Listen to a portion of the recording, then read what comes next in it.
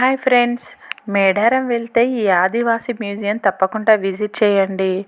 మేడారం గద్దెల నుండి వాకబుల్ డిస్టెన్స్లోనే ఉంటుంది. ఇందులో మనకు సమ్మక్క వాడిన వస్తువులు అయితే అన్నీ ఉంటాయి.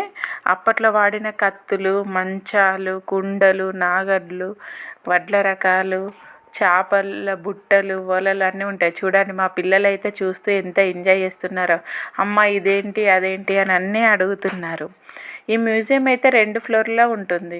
పైన పెయింటింగ్స్, సమ్మక్క వాడిన కడియాలు, బుట్టలు, వాళ్ళ బాక్సులు, వడ్ల రకాలు అన్నీ ఉన్నాయి చూడండి. ఇక్కడైతే లక్ష్మీదేవర, డప్పులు అవన్నీ కూడా ఉన్నాయి. మళ్ళీ కిందికి వస్తే సమ్మక్క పుట్టినప్పటి నుండి కుంకుమ భరిణ రూపంలోకి ఎలా మారిందని అన్నీ ఉంటాయి చూడండి.